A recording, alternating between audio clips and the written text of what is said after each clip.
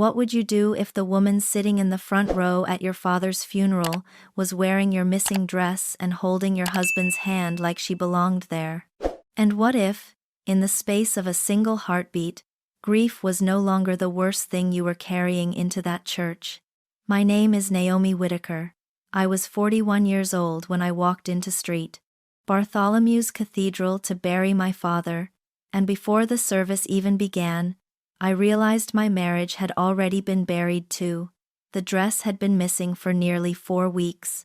Midnight sapphire silk, custom made, with hand-sewn crystals tracing the neckline like tiny stars. My father, Edward Whitaker, had given it to me for my 40th birthday with that quiet smile of his, the one that always said he noticed more than he let on. I had searched everywhere for it.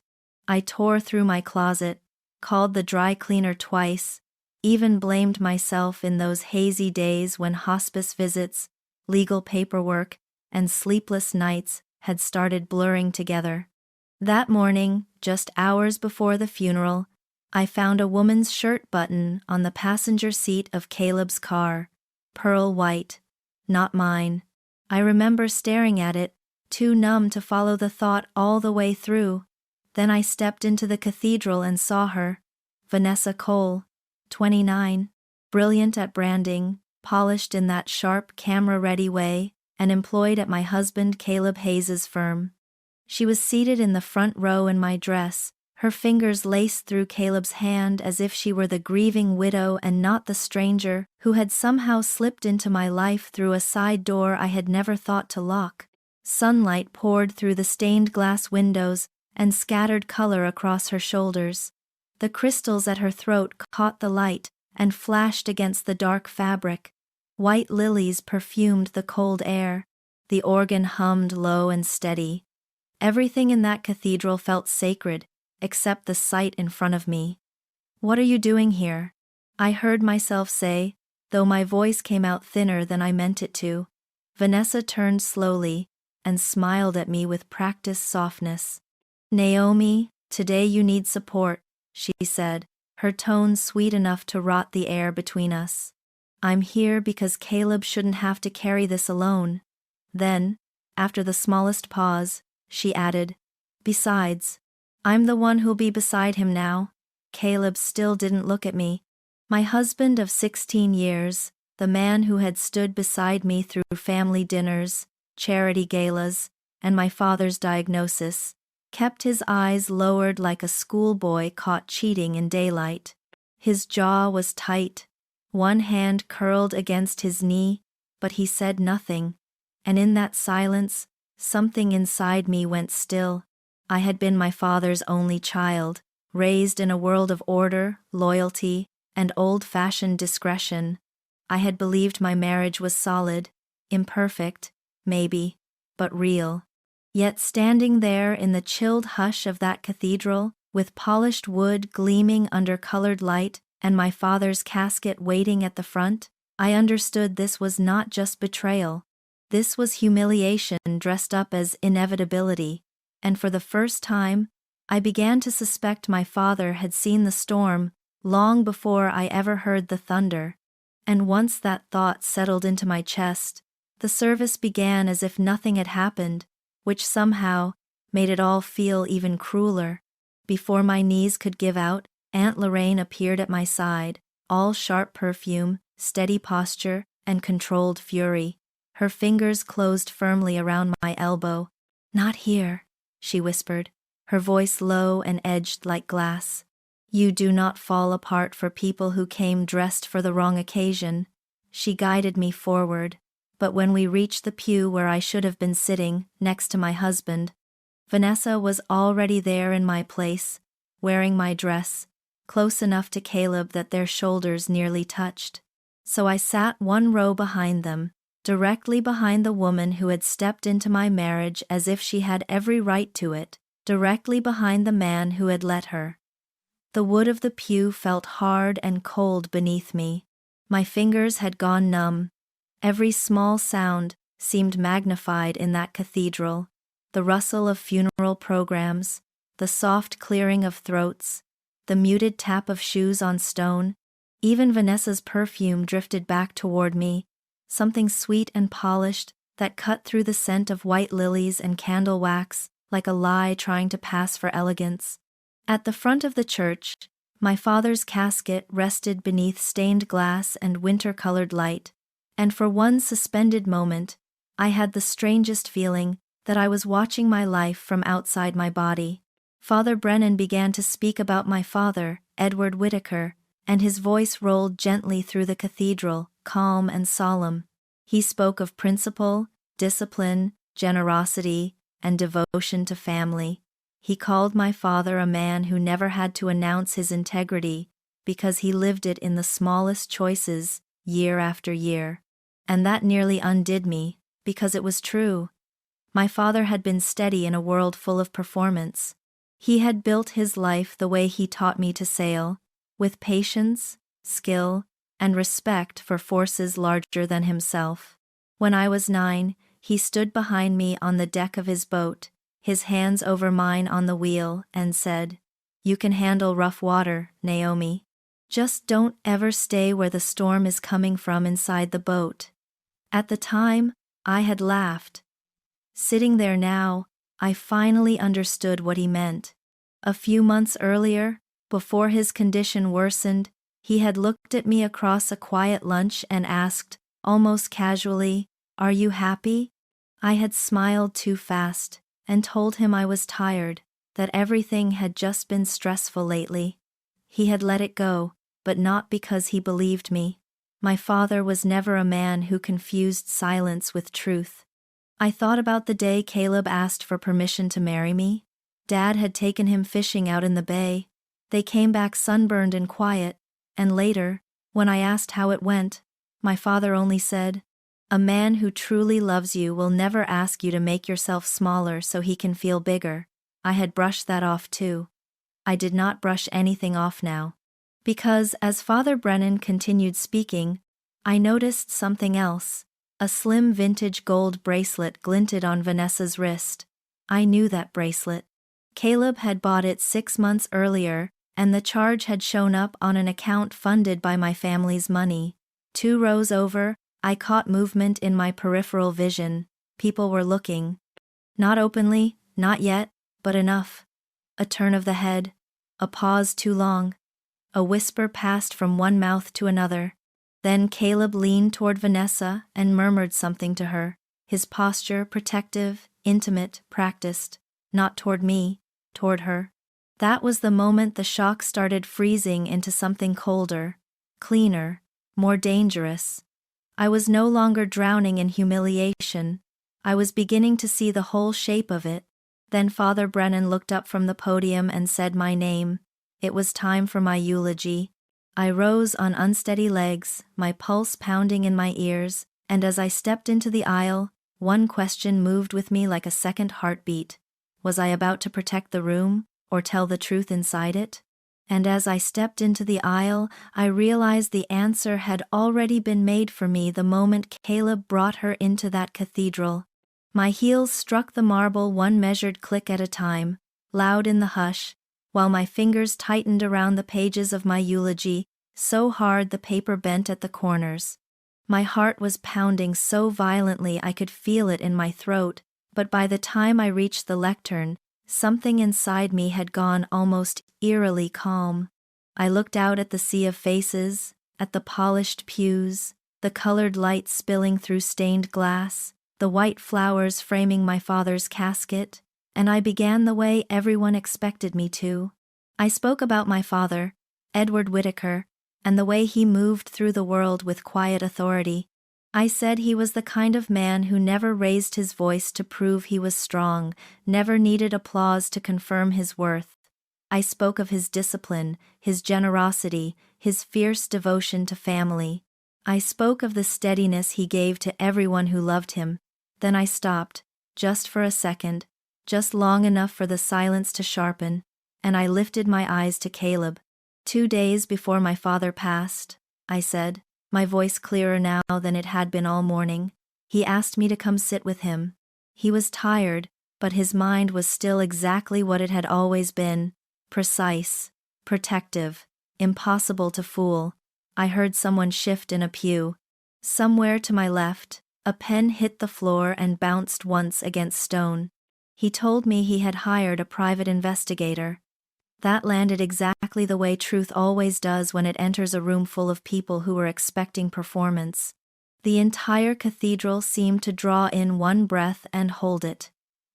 Vanessa's hand moved instinctively to the crystal neckline of my dress, as if she had just realized it was no longer an accessory but evidence. Caleb's head snapped up. I kept going. My father was worried about me. He thought I seemed sad in ways I could not explain, and when the report came back, it showed exactly why. I unfolded the extra sheet tucked inside my remarks. Photographs, hotel lobbies, private dinners, a weekend in Santa Barbara disguised as an investor conference. There were receipts too, gifts, travel, charges paid in part from accounts funded by my household. Murmurs broke loose now, low and uneven, moving through the cathedral like wind through dry leaves. Caleb stood so fast the wood of the pew knocked against his knees. "Naomi," he said, voice strained. "Don't do this here." I looked at him and felt nothing but clarity. "You brought this here," I said. "You did that when you came to my father's funeral with your mistress in my dress." A few heads turned sharply. Vanessa's face lost color, then flushed all at once. Caleb glanced toward the aisle as if he might leave, but Aunt Lorraine had already shifted her stance at the end of the pew, one hand resting on the wood, chin lifted, blocking the path with the elegant certainty of someone who had been waiting years for the right moment to stop being polite. "Sit down," she said quietly, though the whole front half of the church heard her. I looked back at my paper. My father, even then, had known how to build a final argument. "This morning," I said, "Mr. Sterling explained why my father asked that these words be read aloud. Last week, he amended his will." I paused, then read directly from the page. "To my daughter, Naomi Whitaker, I leave the protected family trust in its entirety. No spouse, present or future, shall have access to or claim over any part of it. This includes the Nantucket Beach property, the investment portfolio currently valued at approximately $19 million, and the sailing yacht Resolute, all to remain solely hers." The room went still again, but it was a different silence now, not grief, shock. I turned the page. "To Caleb Hayes, my son-in-law, I leave $1 and this observation. A man who betrays his wife during her father's final days deserves precisely what he has earned on his own." My gaze lifted from the page. Nothing more. Vanessa turned toward him so fast I heard the intake of her breath. "You told me the house was yours," she said, her voice thin and rising. "You told me the accounts were yours. You told me she was the one holding you in place." Caleb opened his mouth, but before he could shape a lie large enough to survive the moment, Mr. Sterling stood from the third row, straightening his jacket with practiced calm. "The prenuptial agreement is valid and enforceable," he said. "All inherited assets, family gifts, and trust-based holdings remain separate property under the Whitaker estate structure. They always have." Vanessa stared at Caleb as if she were seeing him clearly for the first time and hating the view. I read the final paragraph. "To Vanessa Cole, who appears to be under the impression that she is building a future with a wealthy man, I leave this reality check. The lifestyle you have been admiring was financed by my daughter's family, not by Caleb Hayes. I trust this helps you make informed decisions going forward." That did it. Whatever illusion had been holding her upright shattered right there in the front row. She stepped back from Caleb, as though his skin had turned to fire. The carefully arranged expression she had worn all morning broke wide open. Caleb reached for her arm. "Vanessa, wait," but she jerked away, humiliated now in the same public light she had seemed so comfortable standing in earlier. The cathedral erupted into whispers, half sentences, Sharp looks, the kind of social collapse that needs no raised voices to feel absolute. Vanessa turned and fled up the aisle, heels cracking against marble, one hand pressed to her face. Caleb called after her, then after me, his voice stripped of charm, stripped of polish, stripped down to panic. And even as the room dissolved into shock behind me, I knew this still was not the end of what my father had prepared, because men like Edward Whittaker did not leave loose ends. And somewhere beyond that public humiliation, behind one final closed door, he had left me something even more powerful than revenge. And that final gift was waiting for me the moment I stepped away from the wreckage I had just left behind. I walked down the center aisle with my back straight and my hands steady, though around me everything had dissolved into whispers, shifting bodies, and stunned silence. Behind me, I could still hear Vanessa's heels striking the marble as she rushed out of St. Bartholomew's Cathedral, and beneath that, Caleb calling my name in a voice stripped of all charm, thin with panic. I did not turn around. I had spent too many years turning back for a man who had already left me long before I admitted it. Outside, the California sun hit like truth, bright and unforgiving. The stone steps still held the coolness of morning, and when I sat down, something inside me broke open in the strangest way. I laughed. Not because anything was funny, but because grief, betrayal, relief, and exhaustion had all collided so hard that laughter was the only thing left. I was still wiping away tears when Mr. Sterling stepped outside and approached me, gentler than I had ever seen him. In his hand was a cream envelope, with my name in my father's unmistakable handwriting. "He wanted you to have this after," he said softly. My hands trembled as I opened it. "My darling Naomi, if you are reading this, then I am gone, and I am sorry for that more than words can say. I am even sorrier that I could not stay long enough to spare you this pain. But listen to me. You are stronger than you think, and stronger than he ever understood." I stopped reading for a moment, crying again, but these tears were different. They were no longer only about loss, they were about being seen. The letter went on in my father's voice so clearly, I could almost hear him. He wrote that the best sailors are not the ones who avoid rough water, but the ones who know how to hold steady when the wind suddenly changes. He told me I had my mother's endurance and his stubbornness, and together those things would carry me farther than fear ever could. Then came the line that made me close my eyes and breathe through the ache in my chest. I suspected Caleb long before I had proof. A good man does not glance at his watch when his wife is talking about her father dying. That was when I knew something essential in him was missing. I pressed the letter to my lips for one brief second before reading on. He told me to go home, open the safe in his old study, and use my birthday as the combination. There is something there for your next chapter. The house felt unfamiliar when I returned, as if the truth had changed the shape of every room. In my father's study, I knelt in front of the safe, turned the dial, and found the future he had prepared for me. Inside were neatly arranged divorce papers, copies of the investigator's report, financial records showing exactly what belonged to me, and documents proving Caleb owned far less than he had pretended. There was also a small ring of keys attached to a brass tag, Monterey. Beneath it sat one more note in my father's hand. "For the day, you need somewhere quiet enough to hear yourself again." Underneath was the deed to a small oceanfront cottage, already transferred into my name 6 weeks earlier. I stood there holding those keys, while my phone lit up again and again on the desk. "Caleb, Caleb, Caleb." Then voicemail after voicemail. "Naomi, please pick up. I can explain. I made a mistake." I listened to none of them. I went upstairs, pulled a suitcase from the closet, and packed with the calm of someone no longer trying to save what had already collapsed. By the time the sun began to lower, my bag was zipped, the letter was in my purse, and the house no longer felt like home. I left before Caleb returned. Not because I was running, but because for the first time in a long time, I knew exactly where I was going.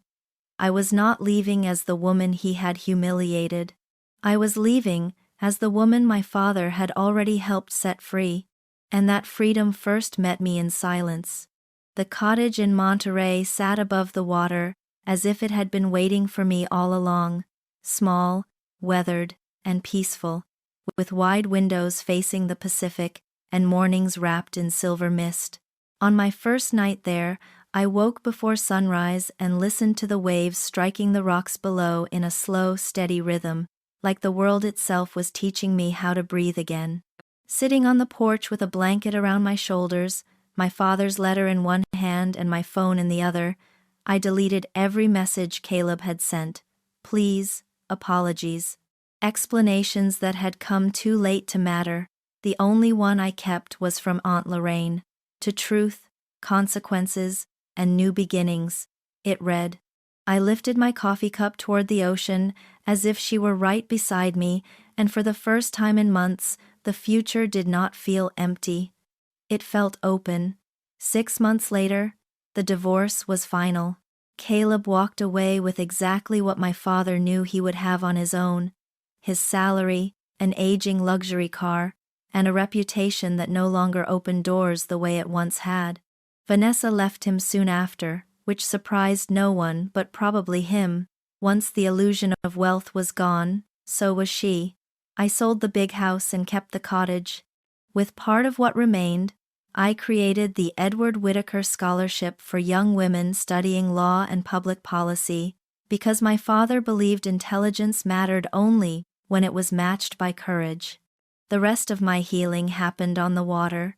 The Resolute became mine in more than name, and I learned to sail her alone, just as my father always believed I could. The first time I took her out by myself, the wind came in hard and cold, snapping through the rigging and biting into my hands on the wheel. Somewhere past the harbor, with nothing around me but open sky and water, I started to cry, not because I was broken, but because I wasn't, because I had survived.